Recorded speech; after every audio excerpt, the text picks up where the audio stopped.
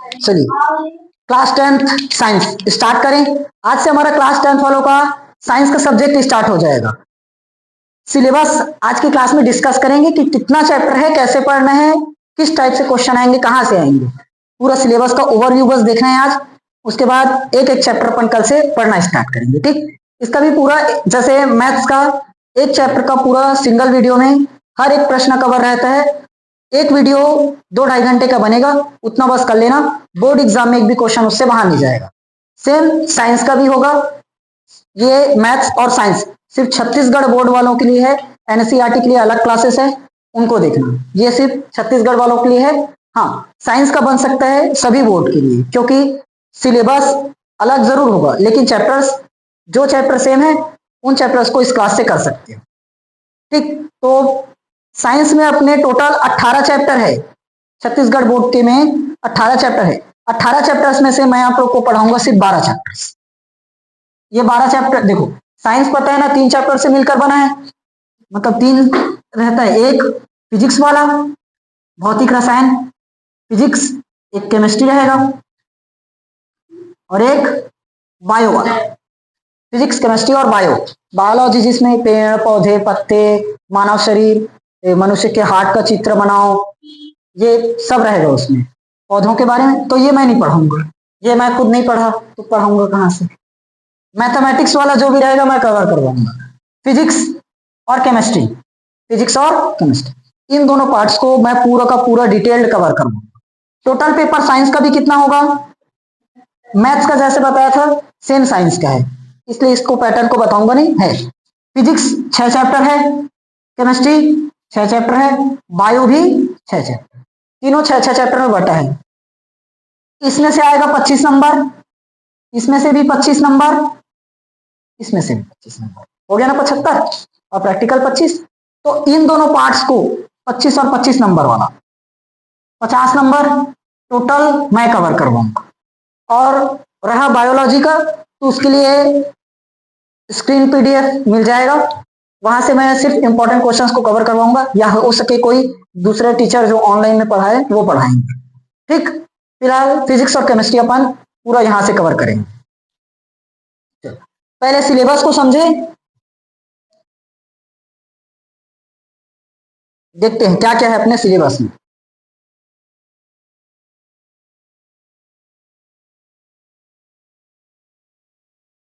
पहला चैप्टर, ये chapter number 2 है। हाँ, चैप्टर नंबर 2 है, वो चैप्टर 1 बना दिया हूं क्योंकि चैप्टर 1 बायोलॉजी है। बायोलॉजी बोला अब भी नहीं पढ़ेंगे करके, तो चैप्टर 2 हम स्टार्ट करेंगे। चैप्टर 2 मतलब चैप्टर 1 हो जाएगा जैसे हम पढ़ेंगे। अम्ल, क्षार और लवण, अम्ल क्षार और लवण। दूसरा ऊष्मा तथा ताप, ऊष्मा तथा ताप, दूसरा चैप्टर है ना। तीसरा उसके हिसाब से नहीं होगा, तत्वों का वर्गीकरण, तत्वों का वर्गीकरण। ठीक, चौथा चैप्टर विद्युत धारा। अरे वाह, समझ गए फिजिक्स केमिस्ट्री वाला, विद्युत धारा। पांचवा चैप्टर, पांचवा दरअसल उसमें का 9वां होगा, धातु एवं धातु कर्म। उसके बाद छठवा अधातुओं का रसायन, अधातुओं का रसायन। ठीक, सातवां चुंबकीय प्रभाव, विद्युत के चुंबकीय प्रभाव। ठीक, आठवां, अरे इतना कहां कूद गए, एक चैप्टर कहां भूल गए। अधातुओं के रसायन के पहले एक और था, प्रकाश का परावर्तन अपवर्तन कहाँ है, भूल गए। और मैं लिखते ही चल रहा हूं, तुम लोग सही बता रहे हो करके, अभी तो सोच रहा था क्या था, प्रकाश का परावर्तन। एक समतल होगा, परावर्तन और अपवर्तन, ये समतल सतह से, समतल। उसके बाद अधातुओं का रसायन, ठीक, अधातुओं का रसायन। उसके बाद विद्युत का चुंबकीय प्रभाव, विद्युत का चुंबकीय प्रभाव। उसके बाद 9वां चैप्टर, प्रकाश का अपवर्तन और परावर्तन, लेकिन इस बार गोलीय सतह सेम होगा। क्या लिख देंगे? गोलीय सतह से। ठीक, अब 10वां आ जाएगा हाइड्रोकार्बन, हाइड्रोकार्बन एकदम मस्त चैप्टर। उसके बाद 11वां ऊर्जा। ठीक, हाँ, दैनिक जीवन में रसायन वही होगा ना, ऊर्जा। दैनिक जीवन में रसायन, ऊर्जा के स्रोत और स्वरूप एक में ही मिल जाएगा। दैनिक जीवन में रसायन जो बोल रहे हो ना, वो इसमें आएगा। दैनिक जीवन में और लास्ट ऊर्जा है ना, ऊर्जा के स्वरूप एवं स्रोत। देखो ये टोटल 12 चैप्टर्स है, 6 फिजिक्स है और 6 केमिस्ट्री है। ठीक, 6 चैप्टर में बताया था ना। चलो कौन कौन सा फिजिक्स है, कौन कौन सा केमिस्ट्री है, पहले उसके बारे में जान लो। फिजिक्स भौतिक, जैसे उसमें करंट के बारे में जानना है, विद्युत धारा, मात्राक, ये सब, जैसे दूरी हो गया, चाल हो गया, समय, इन सब के बारे में जानेंगे, वो फिजिक्स है। और केमिस्ट्री जिसमें हम रसायनों के बारे में जानेंगे, आवर्त सारणी के बारे में जानेंगे, जैसे कार्बन, हाइड्रोजन, नाइट्रोजन, ऑक्सीजन, इन सब के बारे में जानेंगे, वो केमिस्ट्री। ठीक, तो बताओ अम्ल, क्षार और लवण, ये केमिस्ट्री हो गया, ये फिजिक्स हो गया, ये केमिस्ट्री, ये physics, chemistry, physics, chemistry, physics, physics, chemistry, physics, physics, ऐसे बढ़ता है। ठीक, अब ध्यान समझो, पहले पढ़ना कैसे। हम लोग सबसे पहले कवर करेंगे अम्ल, क्षार और लवण। ये चैप्टर हमारा पहला होगा, हालांकि बुक में दूसरा दिया है। 6 चैप्टर छूटा है ना, वो 6 चैप्टर बायोलॉजी वाला है, मैं बताऊंगा ही उसको। ऊष्मा और ताप, उसके बाद दूसरा चैप्टर क्या रहेगा? ऊष्मा और ताप, ये फिजिक्स है, जिसमें ऊष्माओं के बारे में जानेंगे, ताप के बारे में जानेंगे, क्या क्या होता है, परिवर्तन, पैमाना, बुखार चढ़ता है तो कौन सा पैमाना यूज करते हैं, इस तरह से। उसके बाद तत्वों का वर्गीकरण आएगा। तत्वों का वर्गीकरण मतलब आवर्त सारणी सीखेंगे। आवर्त सारणी सुने हो? नहीं सुने? अब बाहु नियम कुछ नहीं सुने? इलेक्ट्रॉनिक विन्यास, हाँ, वही आवर्त सारणी में पढ़ेंगे। उसके बाद है विद्युत धारा, जैसे लाइट यहाँ पर, इतना लाइट जल रहा है ना, इधर फैन भी चल रहा है, तो करंट कैसे पहुंच रहा है, कितना जा रहा है, कौन से क्रम में जुड़ा है, इन सब के बारे में जानेंगे। अगर ऐसी जाकर तार को पकड़ लिए तो क्या हो जाएगा? वो तो सब कहता है, हाँ करंट लगेगा। लेकिन बिना करंट लगे पकड़ना है तो क्या करेंगे? प्लास्टिक से ऐसे कर देंगे, देखो ये अभी भी प्लास्टिक से कर देंगे, कुछ नहीं होगा। और इसी को ऐसे पकड़ दिए तो अभी हो जाएगा। उसके बाद धातु एवं धातु कर्म, फिर प्रकाश का परावर्तन और अपवर्तन। ये परावर्तन के बारे में तो दर्पण परावर्तन जानते हैं, अपसारी, अभिसारी, दर्पण कैसे बनता है, फोकस, दूरी, वक्रता, त्रिज्या, ये सब इसमें आएगा। अधातुओं का रसायन, ये दोनों लगभग सेम चैप्टर हैं। विद्युत धारा का चुंबकीय प्रभाव, इसमें चुंबक के बारे में जानेंगे। गोलीय सतह पता चल चुका, इसमें सिर्फ समतल दर्पण में पढ़ना है और इसमें गोली दर्पण में पढ़ना है। हाइड्रोकार्बन, जिसमें कार्बन कार्बन बस पढ़ना है, कुछ नहीं रहेगा, कार्बन हाइड्रोजन वही बस आएगा। एकदम मस्त चैप्टर है, सरल चैप्टर है, इसमें ज्यादा इंटरेस्टिंग है पढ़ने का। दैनिक जीवन में रसायन, दैनिक जीवन में रसायन मतलब जो अभी खाना वाना बनाते हो ना, किचन में बहुत सारा चीज मिल जाता है, वहां सीखना है। जैसे खाने का सोडा हो गया, कपड़े धोने का सोडा, उसका सूत्र क्या है? खाने धोने का सोडा, खाने का सोडा, और कपड़े धोने का सोडा, और सिंदूर, उसका भी सूत्र आता है, कांच, उसका भी बनेगा। इन सब के सूत्र के बारे में यही पढ़ेंगे दैनिक जीवन। और लास्ट में है ऊर्जा। ऊर्जा का मुख्य स्रोत सूर्य। हमें ऊर्जा कहाँ से मिलती है? भोजन से। तो ऊर्जा के बारे में ये चैप्टर ज्यादा कठिन नहीं लगेगा पढ़ने में। कोई भी चैप्टर इस साल ऐसा नहीं है कि दिमाग खराब करे, हालत खराब करे, सब एकदम सिंपल सिंपल। अपन यहां तक कवर करेंगे ना, तो अधातु का रसायन, धातु और धातु कर्म, और अधातु का रसायन, दोनों चैप्टर एक साथ ही पढ़ेंगे, क्योंकि एक क्लास में ही खत्म हो जाएगा, दोनों सेम सेम है इसलिए। और प्रकाश का परावर्तन और गोली सतह से, ये दोनों चैप्टर एक साथ पढ़ेंगे, क्योंकि सेम सेम रहेगा तो ज्यादा दिक्कत नहीं होगा पढ़ने में। नहीं तो यहाँ आधा पढ़े फिर उसका आधा यहाँ पढ़ रहे तो दिमाग घूम सकता है। इसीलिए ये चारों चैप्टर बस बदलेंगे, एक्सचेंज कर लेंगे। ठीक, फिलहाल चैप्टर नंबर 1 अम्ल, क्षार और लवण, इसके बारे में जाने थोड़ा सा।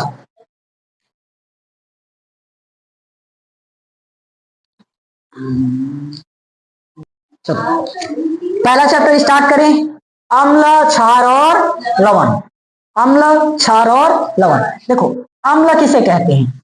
जो स्वाद में, अरे वाह, जानते हो, जो स्वाद में क्या रहे, खट्टा, उसको कहते हैं अम्ल।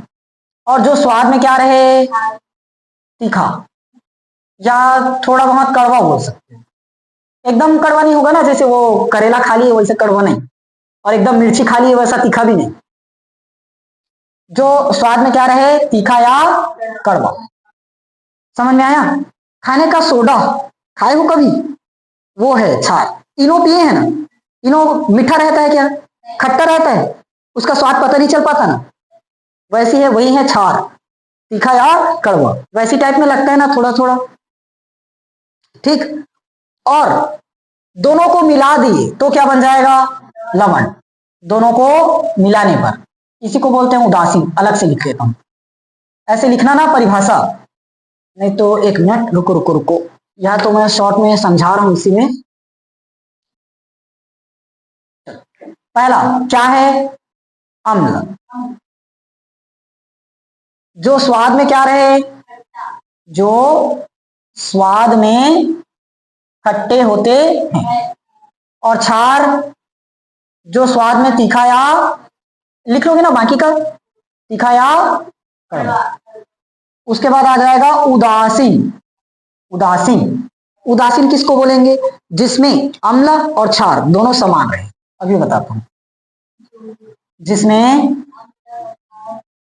अम्ल व क्षार दोनों समान रहे,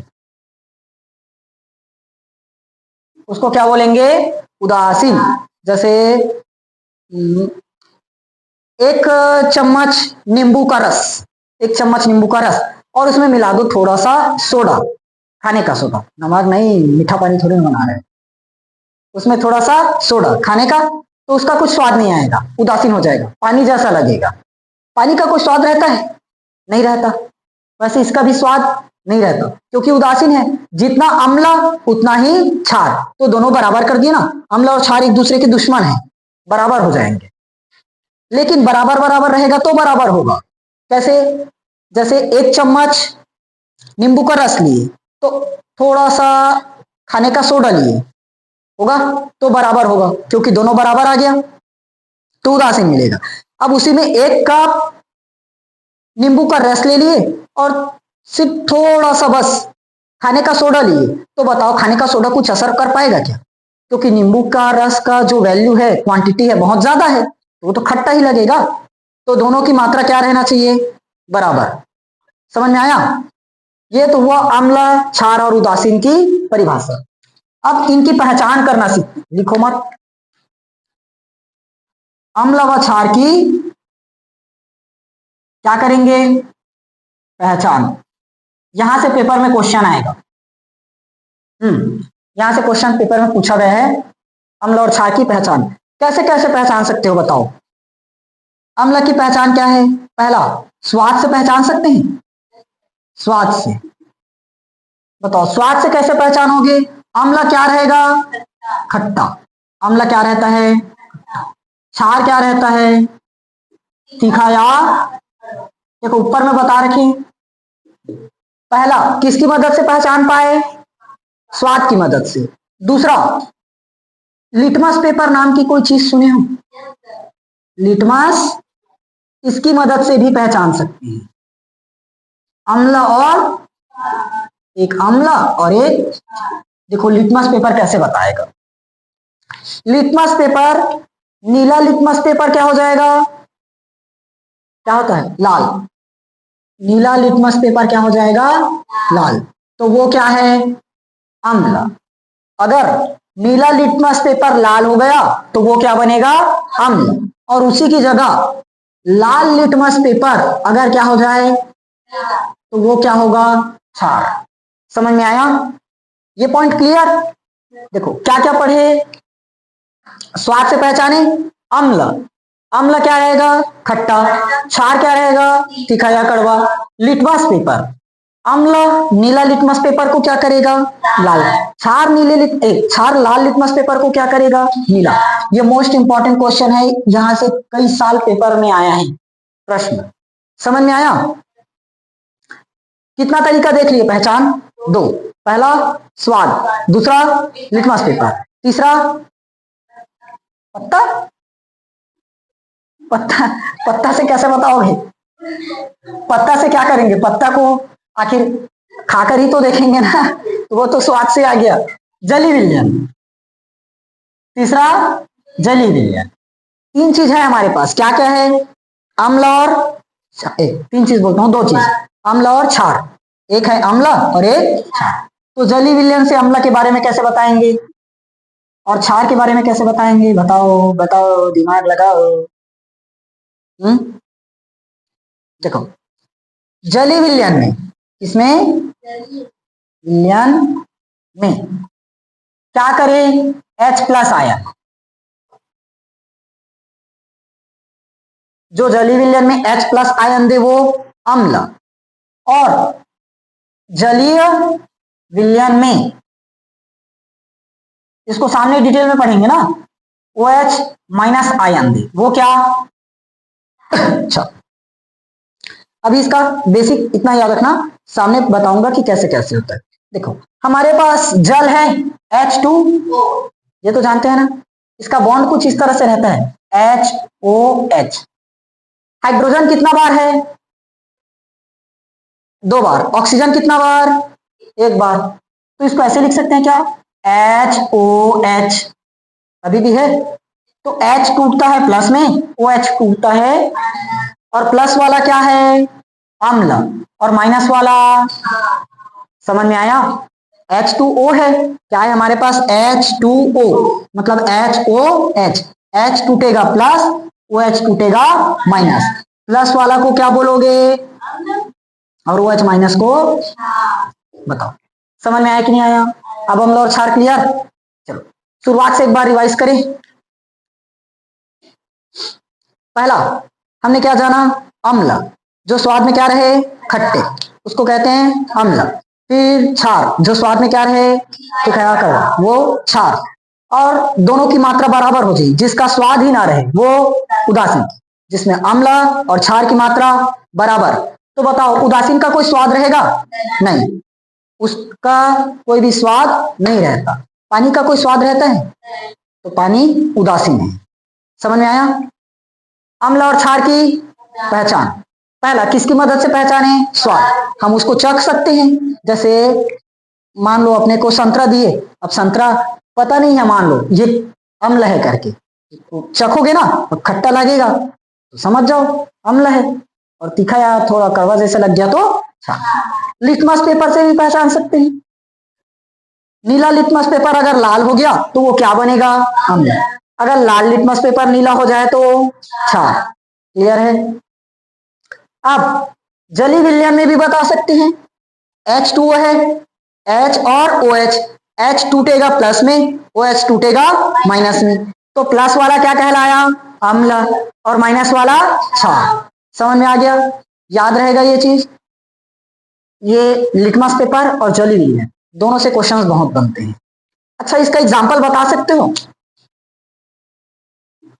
अम्ल का एग्जांपल इमली, अम्ल का एग्जांपल इमली, और हाँ सेब में भी रहता है क्या, टमाटर में भी रहता है, हाँ खट्टा रहता है ना। क्षार में एक ही चीज लिख लो, खाने का, एकदम ज्यादा बताने की जरूरत नहीं, खाने का, ये एग्जांपल है ना। और उदासीन का एग्जांपल, इसको मिटा दूं क्या, ये तो लिखने की जरूरत नहीं है, ये वाला बताओ। उदासीन का एग्जांपल, उदासीन का एग्जांपल पानी, ठीक, इसका एग्जांपल खाने का सोडा, इसका एग्जांपल इमली से टमाटर, और इसका पानी। समझ में आया। अब एक चीज, इमली में कौन सा अम्ल पाया जाता है, ये पेपर में आता है, इमली में कौन सा प्रकार का अम्ल होता है? टार्टरिक अम्ल। टार्टरिक। इमली में कौन सा अम्ल? टार्टरिक अम्ल। सेब में कैसा अम्ल? Malic acid. मैलिक एसिड या मैलिक अम्ल। और टमाटर में ऑक्जेलिक एसिड। Oxalic acid. देखो एक दो चीजें और होगा इसमें, समझ में आया? ये याद रखना, ये पेपर में कई बार आता है। अच्छा एक चीज बस और है, एक होता है सिरका, इसमें क्या पाया जाता है? एसिटिक अम्ल। एसिटिक अम्ल।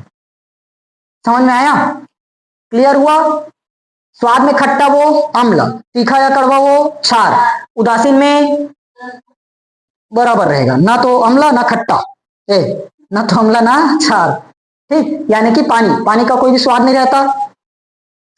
एग्जाम्पल देखे, इमली, सेब, टमाटर, सिरका, ये सब कैसा है? अम्ल। इसको खाने पर मीठा लगता है क्या? नहीं लगता। तीखा लगता है? कड़वा? करेला में हाँ कड़वा रहेगा ना। तो देखो इमली में कौन सा अम्ल? टार्टरिक अम्ल। सेब में मैलिक, टमाटर में ऑक्जेलिक, सिरका में एसिडिक। ये पेपर में बहुत बार क्वेश्चन में आया हुआ है, जितना बोर्ड में, ये सब एक एक लाइन वाला क्वेश्चन है, इसको अच्छे से याद करो। समझ में आ गया? ठीक, नोट कर लो पूरा।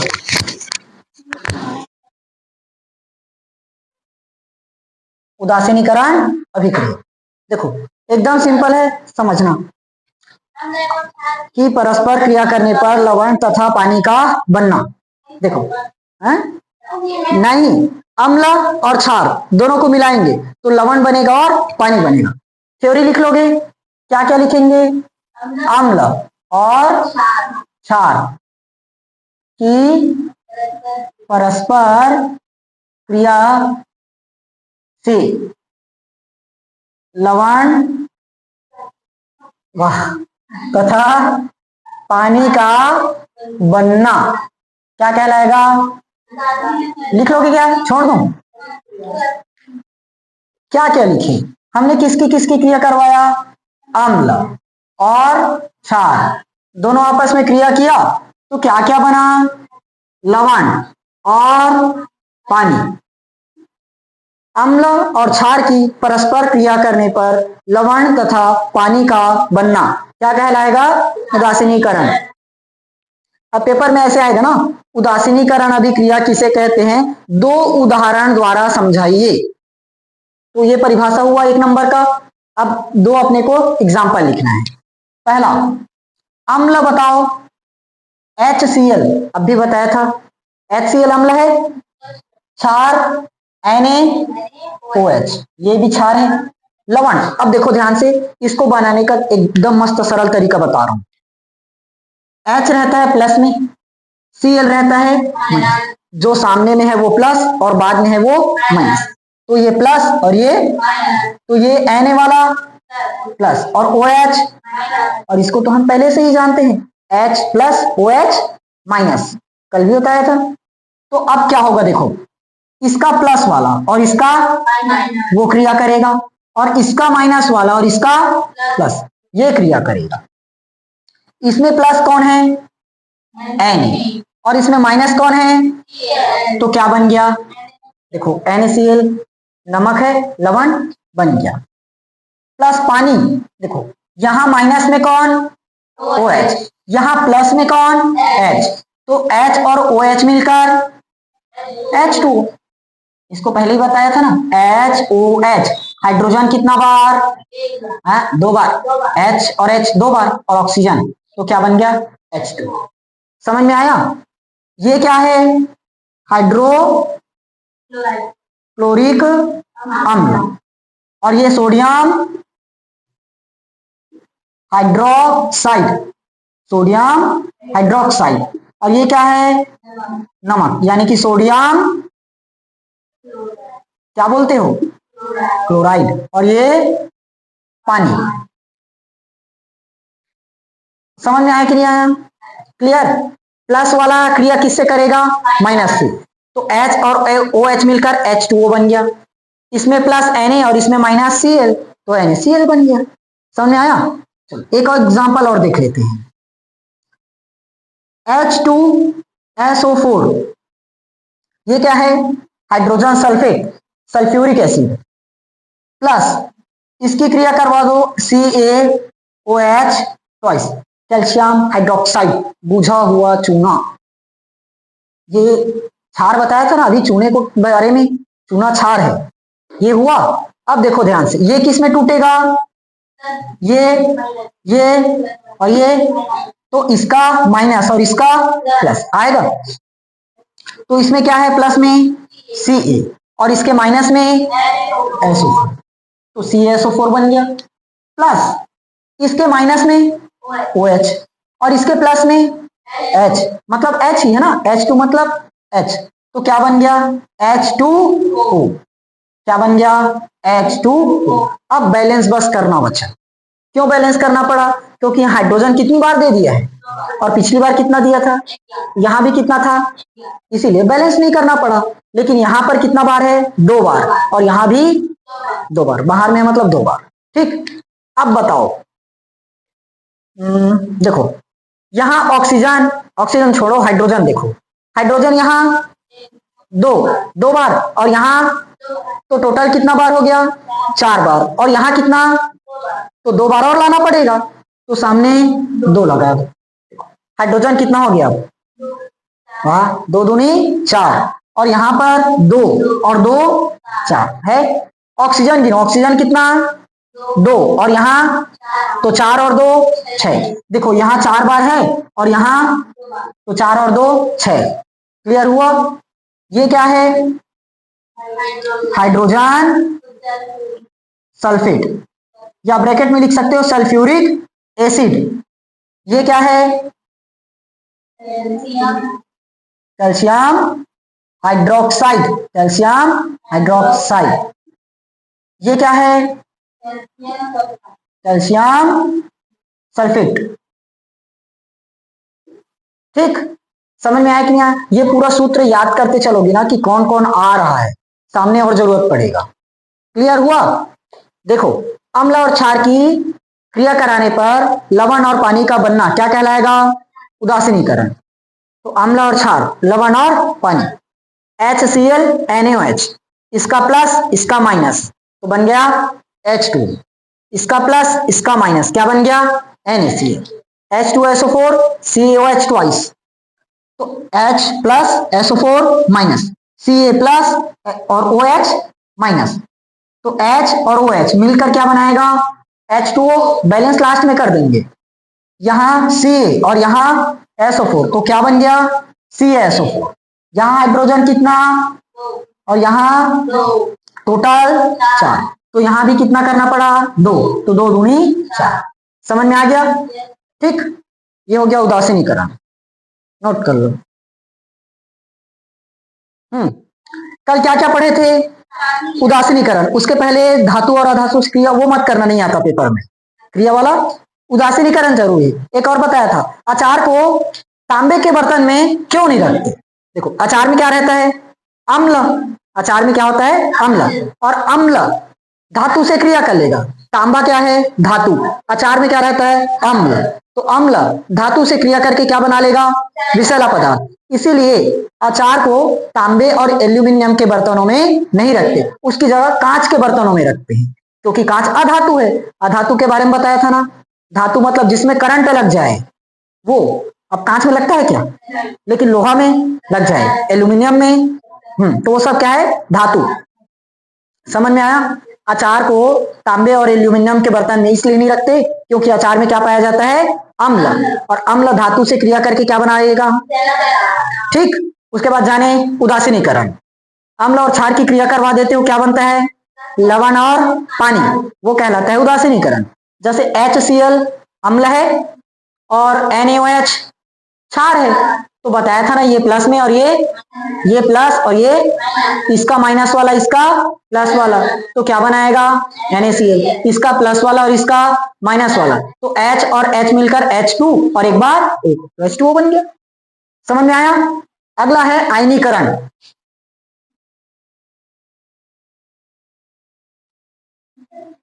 आयनीकरण, आयनीकरण। देखो आयनीकरण क्या होता है इसको समझो। इसको किसने दिया था? स्वीडन के वैज्ञानिक। स्वीडन, स्वीडन कंट्री है ना, देश। स्वीडन के वैज्ञानिक कौन है? हानिकरण नहीं, स्वीडन के वैज्ञानिक आरेनियस। आरेनियस कब दिया था? 1884 में। समझ में आया? बस हो गया। अब देखो, अरे तो इधर समझो ना, होता क्या है आयनीकरण। इसके अनुसार होगा क्या? अम्ल वे पदार्थ है, अम्ल वे पदार्थ है जो जली विलयन में क्या करे? जली विलयन में क्या करे? H प्लस आयन दे। अम्ल वे पदार्थ है जो जली विलयन में क्या करे? प्लस आयन दे। ठीक, प्लस आयन। और दूसरा भाग, कोई भी चीज है दो भाग से मिलकर बना रहता है ना, जैसे NaCl, ये प्लस और ये, अब एक प्लस है तो दूसरा, एक माइनस है तो दूसरा प्लस। ठीक, तो इसके अनुसार समझना, अम्ल क्या चीज? अम्ल वे पदार्थ है जो जली विलयन में क्या करे? प्लस आयन दे। जली विलयन में क्या करे? प्लस आयन होगा। और दूसरा भाग कैसा रहेगा? दूसरा भाग माइनस, मतलब माइनस को क्या बोलेंगे? ऋण आयन। ये क्या होगा? अम्ल। समझ में आया? तो अब क्षार किसको बोलेंगे? जो जली विलयन में क्या करे? OH माइनस आयन दे। तो दूसरा भाग क्या होगा? दूसरा भाग प्लस ना, प्लस प्लस, बस समझ में आया? देखो, ये जो वैज्ञानिक थे उन्होंने क्या कहा? जो जली विलयन में H प्लस आयन दे और दूसरा भाग कैसे हो जाए? निगेटिव, माइनस वाला, वो क्या होगा? अम्ल। और जो जली विलयन में OH माइनस आयन दे और दूसरा भाग क्या हो जाए? पॉजिटिव, प्लस वाला, वो क्या होगा? क्षार। क्षार मतलब कोई भी हमारे पास पदार्थ है उसको जल में मिलाएंगे, जल में घुलेगा तो H प्लस मिला और दूसरा निगेटिव आ गया तो क्या होगा? अम्ल। जल में घोले OH माइनस निकल गया और दूसरा पॉजिटिव आ गया तो क्षार होगा। समझ में आया? जैसे एग्जांपल करते हैं,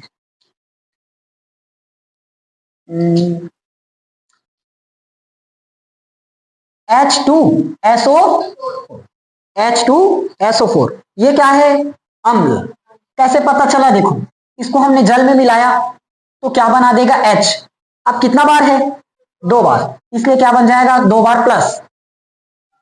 क्या बनाता है ये? Plus ion. क्या बनाता है? Plus ion. तो हाइड्रोजन बनाया प्लस आयन, कितना बार प्लस आयन? 2 बार।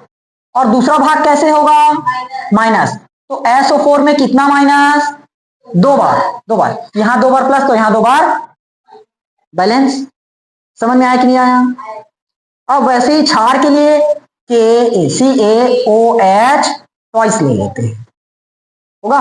देखो, कैल्शियम क्या बनाएगा? 2 बार प्लस और बचा OH 2 बार माइनस। इसको ऐसे भी लिख सकते हैं, चलेगा, 2OH माइनस, कोई गलत नहीं है। समझ में आया कि नहीं आया? अब देखो, ये किस में मिला? OH माइनस, OH और दूसरा भाग प्लस, तो ये क्या बना? वाह, समझ में आया? एक चीज बस याद रखो, H प्लस मिला, दूसरा हो गया ऋण, वो अम्ल। दूसरा OH माइनस मिला और दूसरा हो गया धन, वो क्षार। समझ में आया? देखो एक बार और समझा देता हूं। H2SO4 है, 2 बार प्लस मिला और दूसरा क्या मिल गया? माइनस, तो ये क्या है? अम्ल। इसमें देखो, OH कैसे मिल गया? मिला और दूसरा भाग प्लस, तो ये क्या है? क्षार। समझ में आया? बस इतना याद रखो, H प्लस है तो अम्ल, OH माइनस है तो क्षार। होगा याद? भूल जाओगे? भूल जाओगे, अच्छी बात है। लिखोगे? मैं लिखवा देता हूं, इसको लिखो। अगला हेडिंग, क्या है? हाइड्रोजन, हाइड्रोजन और अम्ल में संबंध। इंग्लिश में लिखोगे तो लिखिए ना, relation between hydrogen and acid. समझते हैं, देखो हाइड्रोजन और अम्ल में संबंध क्या है। अभी तक हमने क्या जाना, जो जल में H प्लस आयन दे वो क्या रहता है? अम्ल। जो H प्लस आयन दे वो अम्ल। जैसे HCl, H प्लस मिलता है ना, H2SO4, बताओ H आता है कि नहीं आता? तो अभी तक हम क्या जान रहे हैं, शुरुआत से लेकर लास्ट, जो जलीय विलयन में क्या दे H प्लस आयन, उसे को क्या कह देते हैं? अम्ल। जैसे HCl H प्लस दी अम्ल, H2SO4 H प्लस दी अम्ल। तो क्या ऐसे सभी यौगिक जिसमें हाइड्रोजन रहे वो अम्ल होगा, ये बताना है। समझ में आया? जैसे एग्जांपल ले लेते हैं, C6H12O6, ये क्या है बताओ तो? ग्लूकोज। ये क्या है? ग्लूकोज। C6H12O6 ग्लूकोज है। बताओ ग्लूकोज H प्लस देता है क्या? कैसे तोड़ोगे इसको? जैसे HCl टूटा H प्लस में और Cl H2 प्लस और SO4, अब इसको कैसे तोड़ लें? नहीं टूटेगा। तो बताओ ये अम्ल है क्या? अम्ल नहीं है। समझ में आया? देखो हम ये जानते हैं H प्लस आयन देते हैं वो क्या रहता है? अम्ल। लेकिन ग्लूकोज में H प्लस आयन ही नहीं रहता, H प्लस आयन ही नहीं रहता, तो ये हाइड्रोजन है इसमें लेकिन अम्ल है क्या? नहीं। तो जरूरी नहीं है जिसमें हाइड्रोजन लगा हो वो क्या रहे? अम्ल। समझ में आया? नहीं तो अभी तक यही जान रहे थे ना, जिसमें H आया प्लस आया वो क्या रहे हो जाए? अम्ल। जिसमें भी H आ जाए वो क्या है? अम्ल। हमने साबित कर दिया। C6H12O6, इसमें H है कि नहीं? अम्ल है क्या? ग्लूकोज नहीं रहता, ग्लूकोज तो मीठा पानी रहता है ना, देखे हो ना, बिस्किट खाए हो ना, उसमें तो ग्लूकोज रहता है। समझ में आया? ठीक। तो इसको लिखेंगे कैसे? हाँ, प्लस है कि नहीं करके,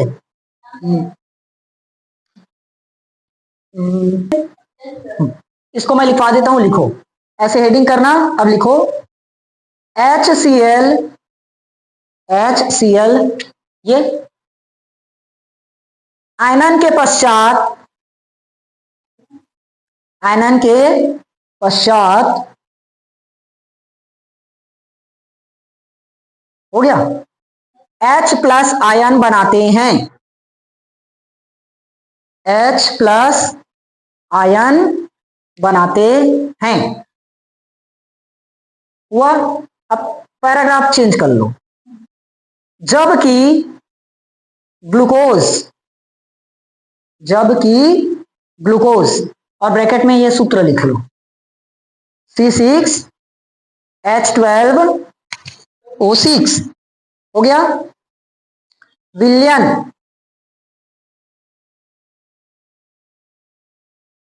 हो गया, में H प्लस नहीं बनते, नहीं बनते। समझ में आया? अब पैराग्राफ चेंज करो एक बार और। देखो जितना जितना पढ़ाया हूं वही वही लिख रहे हैं। HCl H प्लस आयन बनाता है, ये लिखे, और ये बताया भी C6H12O6 H प्लस आयन नहीं बनाते, और ये बताया था H प्लस आयन नहीं बनाएंगे। ठीक। अब पैराग्राफ चेंज करके लिखो, अतः बताओ ये जरूरी है क्या जिसमें हाइड्रोजन हो वो सब अम्ल हो? नहीं, अभी पता चल गया ना, जरूरी नहीं है जिसमें हाइड्रोजन है वो क्या रहे? अम्ल। वो दूसरा चीज भी हो सकता है। तो लिखो, अतः यह आवश्यक नहीं है, यह आवश्यक नहीं है कि ऐसे सभी यौगिक, ऐसे सभी यौगिक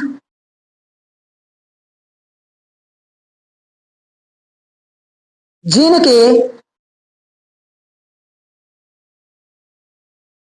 रासायनिक सूत्र में,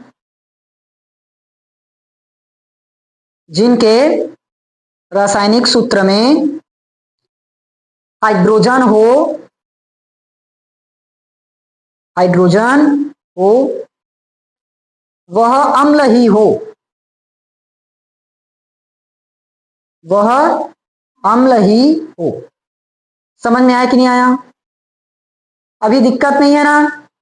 ये जाने H+ मिल गया वो अम्ल होगा, H+ मिल गया वो अम्ल, लेकिन ग्लूकोज H+ आयन नहीं देता और वो अम्ल नहीं है। समझ में आया? इसीलिए जरूरी नहीं है जिसमें हाइड्रोजन आ जाए वो क्या रहे, अम्ल, वो दूसरा चीज भी हो सकता है। क्लियर हुआ? चलो इसके बाद पढ़ेंगे अगला टॉपिक, अम्ल क्षार की प्रबलता और दुर्बलता। दुर्बलता और प्रबलता अगला टॉपिक है। अम्ल व क्षार की प्रबलता या दुर्बलता, दुर्बलता।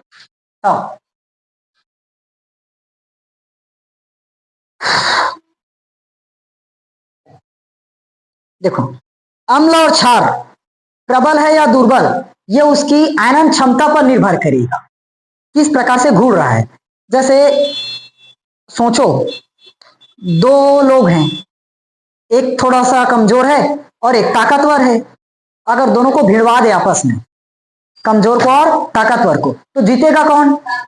उसके पास ज्यादा शक्तिशाली है ना, कौन जीत पाएगा? ताकतवर जीतेगा। इसी की जगह अगर दो एकदम बराबर वालों को लड़ा दिए, जिनकी एफिशिएंसी क्षमता एकदम बराबर है, तो दोनों में से कौन जीतेगा? मैच बराबर हो जाएगा, कोई नहीं जीतेगा, क्योंकि दोनों का दोनों एकदम बराबर ताकत वाले हैं, कोई जीतेगा नहीं, जीत पाएगा। वैसे एकदम कमजोर दो लोग जी, एकदम कमजोर है, दोनों के दोनों कमजोर हैं, तब भी कोई जीतेगा क्या? अब एक कमजोर और एक ताकतवर को लड़ा दिए, तब ताकतवर जीत जाएगा। सेम इसमें भी है। देखो कैसे, ये आयनन की मात्रा पर निर्भर करेगा ना, अभी मैं बताता हूं, वो समझ में आ जाएगा।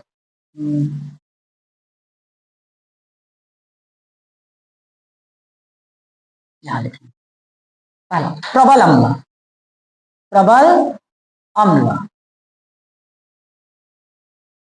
प्रबल अम्ल, या तो प्रबल प्रबल अम्ल या प्रबल क्षार, प्रबल अम्ल या प्रबल क्षार। ये कैसे होगा? जिनका जिनका जल में पूर्ण आयनन हो जाए, पूर्ण आयनन हो जाए, वो क्या होता है? उसे लिख लोगे ना, प्रबल अम्ल या प्रबल क्षार कहते हैं। समझ में आया? आयनन आयनन आयनन मतलब घुलना टूटना, एक प्लस आयनन और एक दूसरा माइनस आयन। एग्जाम्पल जैसे HCl, HCl क्या है? अम्ल की क्षार, तो ये क्या है? प्रबल। एक आ जाते हैं NaOH, मतलब ये अम्ल की क्षार, ये क्या है? प्रबल क्षार। समझ में आया? प्रबल अम्ल और प्रबल क्षार। वैसे ही दूसरा, दुर्बल अम्ल या दुर्बल अम्ल या दुर्बल क्षार, तो जिनका जल में पूर्ण आयनन हो जाए, पूरी तरह से घुल जाए, वो क्या? प्रबल। जो पूरी तरह से आयनित हो जाए उसको क्या बोलेंगे? प्रबल। बचेगा नहीं कुछ भी, आयन होगा मतलब होगा, एक प्लस में टूटेगा और एक माइनस में, पूरी तरह से अलग हो जाएगा ना, प्लस और माइनस। लेकिन दुर्बल में क्या होगा? जिनका जल में पूर्ण आयनन ना हो। अब पूर्ण आयनन नहीं मतलब उसको क्या बोलेंगे? आंशिक।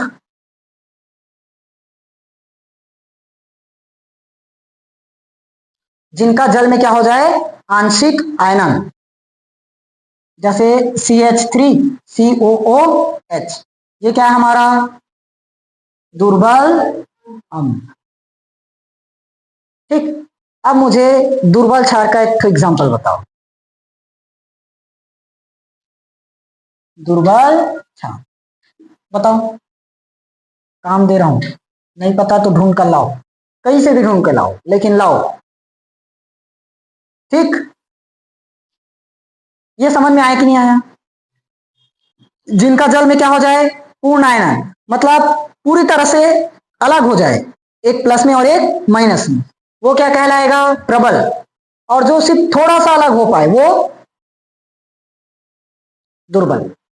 जैसे HCl है, ये टूटता कैसे, H प्लस और Cl, ये पूरी तरह से अलग हो जाएगा, हाइड्रोजन अलग और क्लोरीन अलग, हाइड्रोजन प्लस बनाकर अलग, क्लोरीन माइनस बनाकर अलग, ये पूरी तरह से अलग हो जाएगा, इसलिए इसको क्या बोले, प्रबल। लेकिन CH3COOH है, ये कैसे टूटेगा, माइनस में और H प्लस, लेकिन ये पूरी तरह से अलग नहीं हो पाता, अलग होगा जरूर लेकिन पूरी तरह से अलग नहीं हो पाएगा, इसीलिए इसको हमने क्या बोला, समझ में आया? जो पूरी तरह से अलग होगा उसको प्रबल, और थोड़ा सा ही अलग हो पाए उसको दुर्बल। और अलग होना को साइंस में क्या कहते हैं, आयनन। समझ में आ गया? ये पेपर में आया हुआ क्वेश्चन है, प्रबल अम्ल या प्रबल क्षार किसे कहते हैं, 2 एग्जाम्पल लिखिए करके। इसका मैं दोनों का एक एक बस बता दिया हूं, ये ना पेपर में 2 एग्जाम्पल करके आएगा।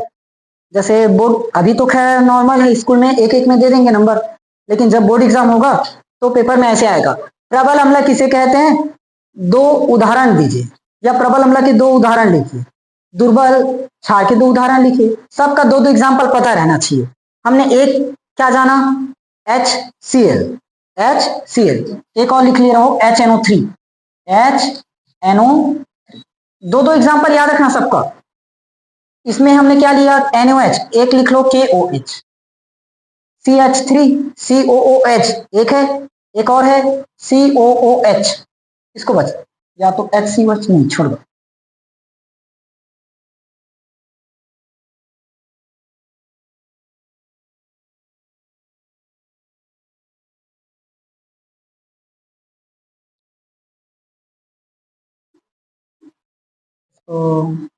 तो इतना चलेगा ना,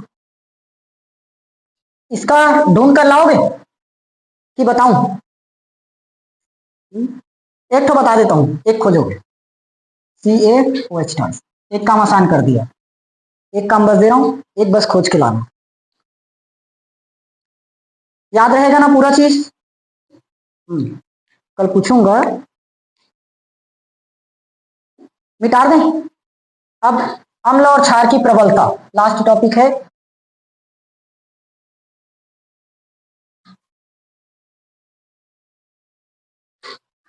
अम्ल और क्षार की प्रबलता, अम्ल व क्षार की प्रबलता,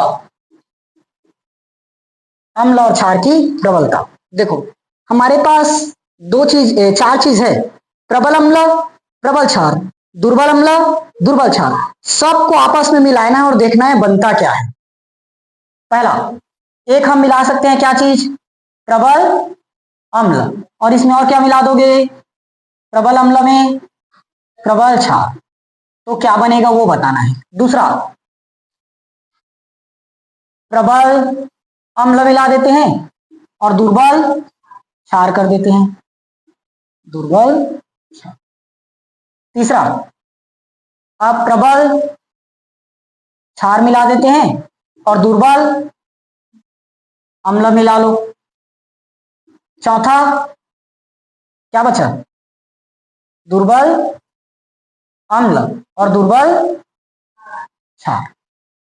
एकदम ध्यान समझना इस टॉपिक को, ठीक।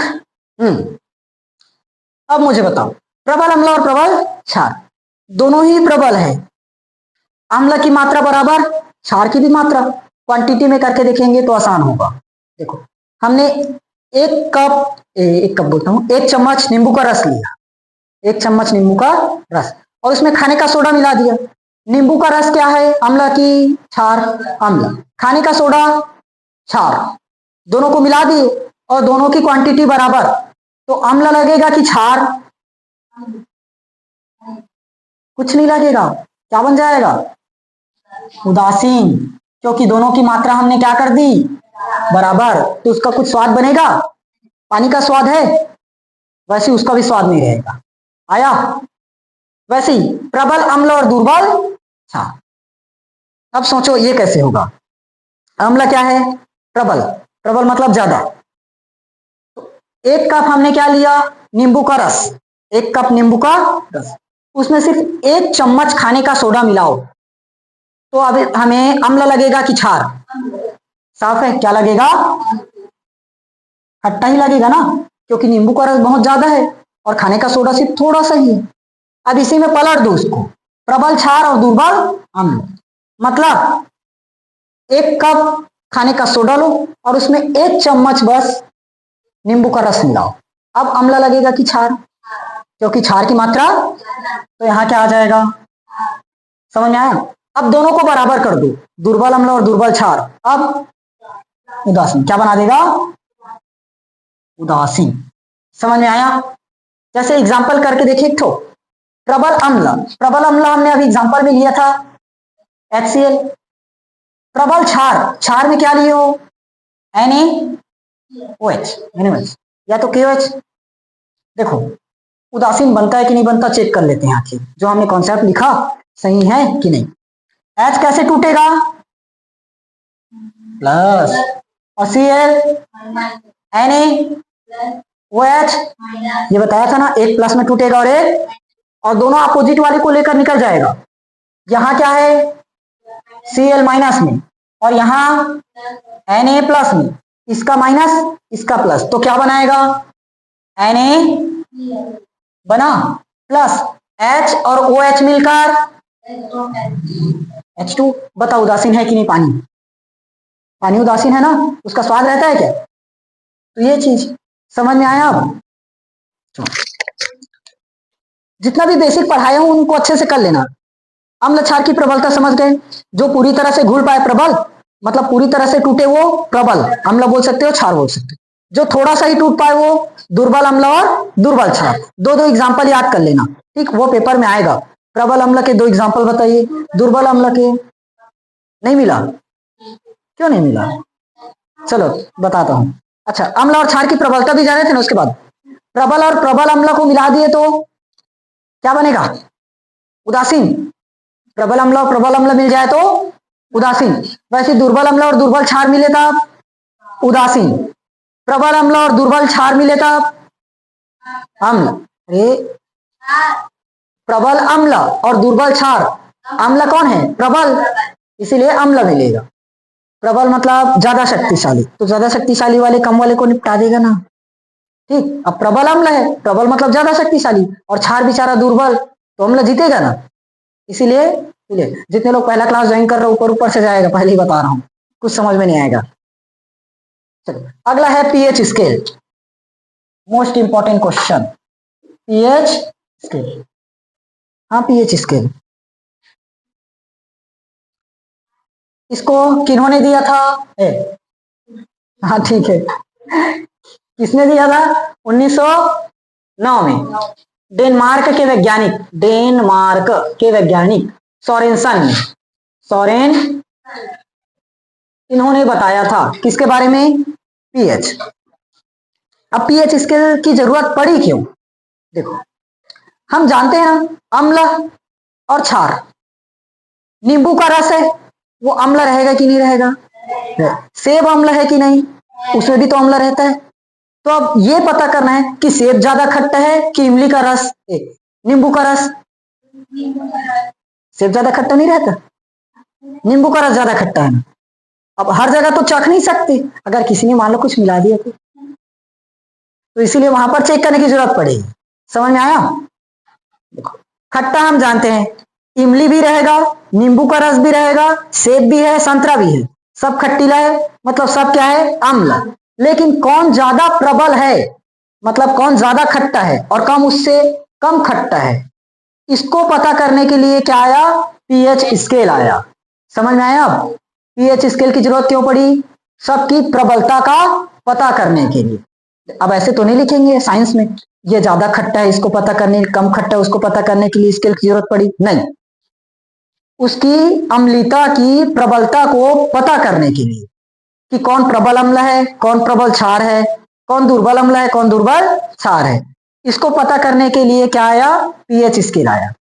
समझ में आया? थ्योरी हम क्या लिखेंगे, अम्ल और क्षार की प्रबलता का पता करने के लिए पीएच स्केल का उपयोग किया जाता है। समझ में आया? लिखो मत, लिखो मत, लिखो मत, लिखो मत, लिखना नहीं। देखो पीएच स्केल अभी समझाता हूं, पूरा समझ में आ जाएगा, एकदम ध्यान से सुनोगे, नहीं तो ऊपर हो जाएगा। 7 इधर, 6 5 4 3 2 1, इधर जाए तब आई 8 9 10 11 12 13 और 14। नहीं नहीं नहीं, 14 तक रहता है पीएच स्केल। समझते हैं? अब देखो यहां मैं छोटा सा लिखता हूं, बताना पहले, अम्ला जो क्या रहे, खट्टा, क्षार या तो तीखा या कड़वा, ऐसे रहता है ना, और उदासीन स्वाद नहीं रहता, मतलब स्वादहीन, स्वादहीन बोल सकते हैं। स्वादहीन बताओ, पानी खट्टा रहता है तो तीखा रहता होगा, तो कड़वा पक्का। क्या रहता है वो, स्वादहीन। अब इसी को बोलते हैं उदासीन। उदासीन कहां पर मिलता है, साथ में।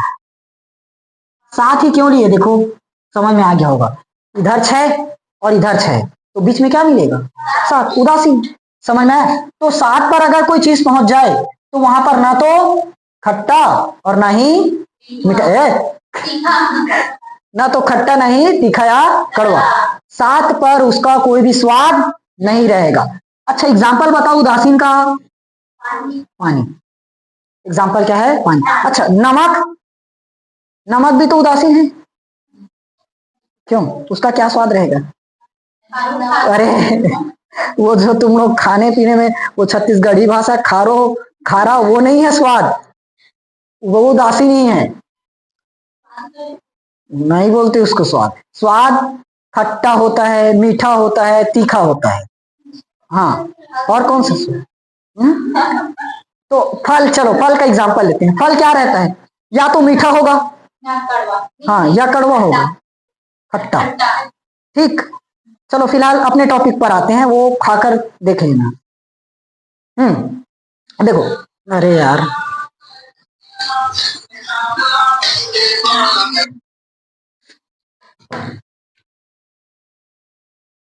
ये समझ में आया? 7 पर क्या मिलेगा, उदासीन, 7 पर उदासीन, ना तो अम्ल ना क्षार। अब देखो 7 के अगर इस तरफ आए तो क्या लगेगा, अम्ल, 7 के पहले, 7 के बाद क्षार, और अम्ल दर्शाते किससे, H प्लस, क्षार दर्शाएंगे किससे, OH-। समझ में आया? अब मुझे बताओ बीच में क्या मिला, 7, उदासीन है ना। अब उदासीन के थोड़ा सा जाएंगे तो एकदम ज्यादा खट्टा लग जाएगा क्या, वो थोड़ा सा कम खट्टीला होगा, मतलब कम अम्लीता। फिर थोड़ा सा दूर गए तो थोड़ा और ज्यादा अम्ला, और दूर गए तो और अम्ला, और एक पर आते आते बहुत ज्यादा अम्ल। यहां क्या हो जाएगा, एकदम प्रबल अम्ल हो जाएगा, अम्ल एकदम प्रबल, ठीक, एकदम ज्यादा खट्टा। ठीक, वैसे ही 8 पर रहोगे तो एकदम ज्यादा तीखा लगेगा क्या, 9 पर उससे थोड़ा सा ज्यादा, 10 पर और ज्यादा, 11 पर और ज्यादा, वैसे ही 14 तक आते आते एकदम ज्यादा, यानी कि प्रबल। समझ में आया कि नहीं आया? अब देखो अगर मैं 1 से गिनती स्टार्ट करता हूं, 1 से 2 की तरफ गया तो अम्ल बढ़ना चाहिए कि घटना चाहिए, घटना चाहिए, क्योंकि इधर जाएंगे तो किसकी तरफ जा रहे हो, उदासीन, रंग फीका पड़ना चालू हो जाएगा ना। जैसे कलर में देख सकते हो, यहां थोड़ा भी कलर नहीं और यहां एकदम कलर, एकदम कलर है, और यहाँ कलर पूरा का पूरा फीका है, तो इधर जाते गए कलर उजड़ते गए उजड़ते गए, और यहाँ पर आकर पूरा कलर खत्म। समझ में आया? क्लियर? तो दूर में है उतना ही ज्यादा कलर रहेगा, दूर में उतना ही ज्यादा कलर, और पास में है तो पूरा कलर खत्म। समझ में आया? वैसे ही अम्ल, दूर में है तो एकदम अम्ल, और थोड़ा सा नजदीक जाते गए तो कम होते जाएगा और यहाँ पर आने पर अम्ल ही खत्म। वैसे ही 14 में देखें तो क्या है, प्रबल क्षार। 13 में आए तो थोड़ा सा कम क्षार, वैसे ही 12 में और कम, 11 में और कम, 10 में और कम, और 7 तक आते आते पूरा खत्म। समझ में आया कि नहीं आया? ये है पीएच स्केल। अब बता सकते हो, अगर पेपर में क्वेश्चन इस टाइप से आता है, 4-5 चीजें देंगे, ए बी सी डी, अभी आया था 2026 में, मैं वैल्यू बस बदल रहा हूं। एक है मेरे पास 2.5, एक है 7, एक है 13 और एक है 9। इसमें बताओ 7 क्या है, उदासीन, 2.5 प्रबल अम्ल, 13 प्रबल क्षार, 9 भी ना, ये उतना ज्यादा प्रबल नहीं होगा, दुर्बल, क्योंकि एकदम करीब में है, बता लोगे। और ये 1-2 नंबर का नहीं, पूरा का पूरा सीधा 4 नंबर में आता है और फिक्स है इससे क्वेश्चन आना। इसी टाइप से चैप्टर नंबर 4 में और है, सेम इसी तरह से बनता है, लेकिन ये ज्यादा सरल लगता है क्योंकि इसमें बस अम्ल क्षार बताना है। 7 के पहले हुआ मतलब अम्ल, 7 के बाद हुआ मतलब क्षार। ये कॉन्सेप्ट गलत नहीं होना चाहिए। यहां से अगर नंबर कटाए मतलब समझ लो साइंस में 0 आना तय, क्योंकि ये गलत तो क्या बनाओगे।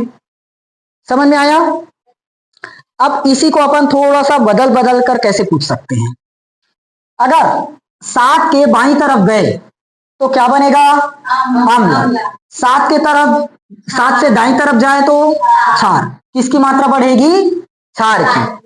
ठीक, अगर मैं ये बोलूं 7 से बाईं तरफ अगर जाए, 7 के बाईं तरफ जाए तो अम्ल बढ़ेगा कि घटेगा, बढ़ेगा, और क्षार घटेगा, क्योंकि इधर क्षार लगेगा, क्या इधर क्षार घटेगा और अम्ल बढ़ेगा। वैसे 7 से अगर दाईं तरफ जाए तो कौन बढ़ेगा, क्षार, तो अम्ल घटेगा।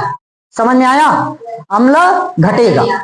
फिलहाल इतना बस याद रखो, 7 के अगर बाईं तरफ गए तो अम्लीता लगेगा, 7 के दाईं तरफ गए तो क्षारीता होगा। क्षारीता को दर्शाते किससे हो, OH माइनस, अम्लीता को दर्शाते किससे हैं, H प्लस, और 7 आया तो उदासीन। ये उदासीन का पीएच मान याद रखना, पीएच मान बराबर अगर 7 है तो क्या होगा, उदासीन। ये और एग्जाम्पल में पानी, ये पेपर में कई साल पूछा गया है। पीएच मान 7 खाली स्थान होता है तो क्या आएगा, उदासीन होता है। पानी मत लिख देना वहां, पीएच मान 7। वैसे उदासीन तो कई चीजें होती है, पानी बस है क्या उदासीन में, इसीलिए वहां गलत हो जाएगा। समझ में आया, पीएच मान 7 बराबर उदासीन होता है। ठीक, और पानी का पीएच मान 7 होता है। ठीक, याद रहेगा ये पूरा चीज, बस इतना ही है इसमें। ये सीधा 4 नंबर दिलाएगा और 1-2 नंबर खाली स्थान में भी आएगा। टोटल इससे 5 से 6 नंबर मिलता है एक ही कॉन्सेप्ट से। अब ये अगर गया तो गया, समझो, बना लोगे ना। एक ही टॉपिक बचा, अम्ल वर्षा, उसको कल खत्म कर लेंगे। पढ़े थे ना, पीएच का मान अगर 7 है तो उदासीन, 7 से नीचे गया था, 7 से ऊपर गया था क्षार। अम्ल को किससे दर्शाए, H प्लस, क्षार को OH माइनस। अगर किसी का पीएच 3 है तो अम्ल की क्षार, किसी का पीएच 12 है तो, किसी का पीएच 7 है तो पानी अम्ल है कि क्षार, उदासीन।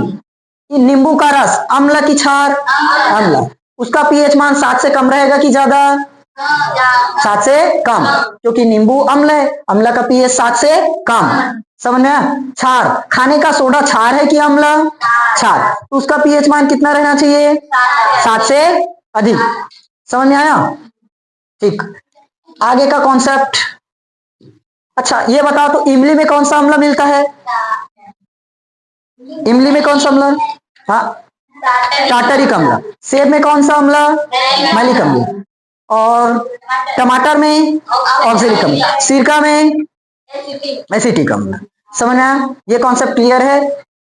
ये पूरा जितना 1 घंटे का क्लास 1-1.5 घंटे का बनेगा उसको देख लेना, पूरा का पूरा जितना क्वेश्चंस करवाया हूं एक जगह कॉपी में नोट करना, उसको पढ़ना। एक भी क्वेश्चन बोर्ड एग्जाम में बाहर नहीं जाने वाला, चाहे लॉन्ग क्वेश्चन हो या शॉर्ट क्वेश्चन हो। लास्ट हेडिंग है अम्ल वर्षा, फिर चैप्टर खत्म। अम्ल वर्षा 5 मिनट का है। देखो, अम्ल वर्षा। ये बताओ, जो जल का पीएच मान है वो रहता कितना है? 7। जल का पीएच मान कितना होता है? 7। तभी तो वो उदासीन होगा क्या? अगर पीएच मान को हमने घटा दिया तो अम्ल बनेगा कि क्षार? अम्ल बनेगा। पीएच मान अगर घट जाए तो अम्ल। तो अम्ल वर्षा है तो पीएच मान 7 से कम होना चाहिए कि ज्यादा? कम। समझ में आया? लिखो मत। सामान्यतः वर्षा के जो जल है उसका पीएच मान होता कितना है? 7। लेकिन हमारे वायुमंडल में बहुत सारी गैसेस है ना, कार्बन है, सल्फर है, नाइट्रोजन है। तो इन सब का जो ऑक्साइड है, ऑक्साइड मतलब ऑक्सीजन, वो वर्षा के जल में घुलकर उसके पीएच मान को कम कर देता है। पीएच मान को क्या कर देता है? कम कर देता है। तो उसका पीएच मान कम हो गया, तो अब वर्षा का जल भी कैसे हो गया? अम्ल। क्योंकि पीएच मान कम हो गया मतलब अम्ल। समझ में आया? थ्योरी एक बार सुनो पहले। सामान्यतः वर्षा के जल का पीएच मान 7 होता है, लेकिन वायुमंडल में उपस्थित कार्बन के ऑक्साइड, नाइट्रोजन के ऑक्साइड, सल्फर के ऑक्साइड जल में घुलकर वर्षा के जल को क्या करता है? अम्लीय बना देता है, अम्लीय बना देता है, जिससे वर्षा के जल का पीएच मान क्या हो जाता है? कम। इसे क्या कहते हैं? अम्लीय वर्षा, अम्ल वर्षा। समझ में आया? अब ये जो गैसें हैं जल में घुलकर क्या क्या बनाएगा? सल्फ्यूरिक अम्ल, कार्बोनिल अम्ल और नाइट्रिक अम्ल। इसको अभी लिखवाऊंगा। समझ में आया? अब इसका प्रभाव समझते हैं। यहां तक क्लियर हुआ? वर्षा के जल का पीएच मान होता कितना है? 7। वर्षा के जल का पीएच मान 7। लेकिन वायुमंडल में कुछ गैसें हैं, कार्बन के ऑक्साइड है, नाइट्रोजन के ऑक्साइड है, सल्फर के ऑक्साइड है। ये वर्षा के जल को क्या बना देते हैं? अम्लीय। तो वर्षा के जल का पीएच मान क्या हो जाता है? 7 से कम हो जाता है। बन गया अम्ल वर्षा। ठीक। अब जो ये गैसें हैं बनाए हैं, तो क्या क्या अम्ल बनाएगा? अम्ल वर्षा बना तो अम्ल रहना चाहिए। कौन सा अम्ल होगा? सल्फ्यूरिक अम्ल होगा, कार्बोनिल अम्ल होगा, नाइट्रिक अम्ल होगा। कौन कौन सा? सल्फ्यूरिक, सल्फर के ऑक्साइड मिलकर सल्फ्यूरिक अम्ल, कार्बन के ऑक्साइड मिलकर कार्बोनिल अम्ल और नाइट्रोजन के ऑक्साइड मिलकर नाइट्रिक अम्ल बना दिए। अब वर्षा के जल अगर नॉर्मल है तो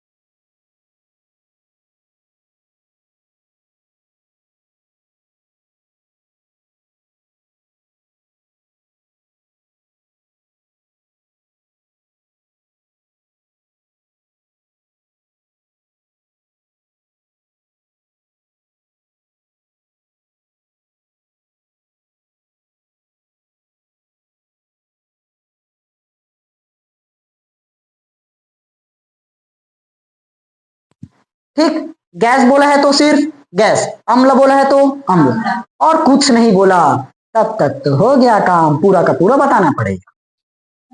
कुछ नहीं बोला, अम्ल वर्षा किसे कहते हैं, डिटेल मतलब संक्षेप में समझाइए तो पूरा समझाना पड़ेगा। अब समझ में आया? देखो एक बार शॉर्ट में, वर्षा के जल का पीएच मान कितना, 7, लेकिन वायुमंडल में कौन कौन सी गैस है, कार्बन, सल्फर, नाइट्रोजन, इन सब के जो ऑक्साइड है वो वर्षा के जल को क्या कर देते हैं, अम्लीय बना देते हैं, जिसके कारण अब वर्षा कैसे हो जाता है, अम्ल। तो पीएच मान 7 से कम हो जाता है, इसे क्या कहेंगे, अम्लीय वर्षा। समझ में आया? अम्ल वर्षा। कौन कौन सी गैस लगा, carbon dioxide, sulphur dioxide, nitrogen oxide हुआ, किस में मिला, जल में। तो क्या क्या बनाया, कार्बोनिल अम्ल, सल्फ्यूरिक अम्ल, नाइट्रिक अम्ल। समझ में आया? और ये प्रभाव जान सकते हो, सफेद संगमरमर, जीव जंतु, पेड़ पौधे। क्लियर हुआ? फाइनली ये चैप्टर हमारा चैप्टर नंबर 1 या 2 छत्तीसगढ़ बोर्ड के हिसाब से चैप्टर नंबर 2 है, पूरा का पूरा फिनिश हो चुका है। तकरीबन 1 घंटे या 1.25 घंटे का क्लास होगा, इतना क्लास बस